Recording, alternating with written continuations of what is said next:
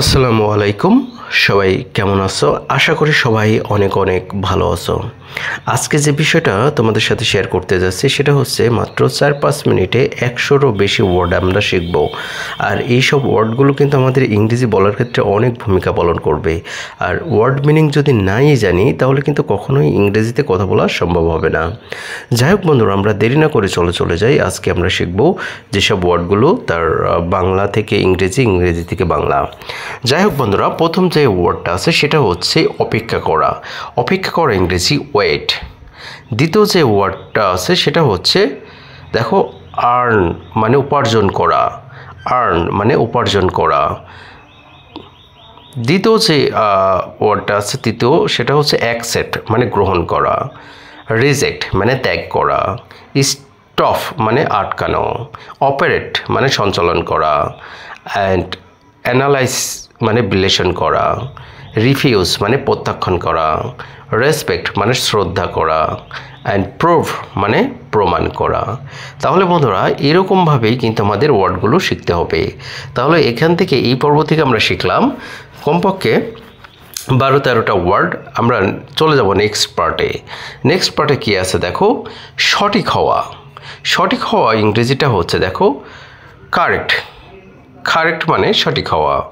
Change মানে পরিবর্তন করা। বিল্ড মানে নির্মাণ করা। কল মানে ডাকা। প্রপোজ, প্রপোজ মানে কাউকে কোনো কিছুর প্রস্তাব দেওয়া।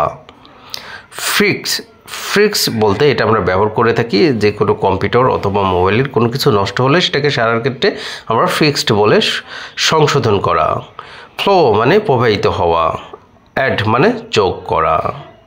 কন্ট্রোল মানে নিয়ন্ত্রণ করা। জোক মানে হাস্যকর হওয়া। তাহলে দেখো এভাবেই কিন্তু আমরা ওয়ার্ডগুলো শিখতে পারি। এখন আমরা দেখো এই দ্বিতীয় পার্টে যেগুলো শিখলাম এখানে কিন্তু 8-10টা ওয়ার্ড আমরা এখানে শিখে গেলাম ইজি ওয়েতে। আমরা নেক্সট পার্টে দেখো জমা করা, যেটাকে আমরা ইংরেজিতে বলি ডিপোজিট।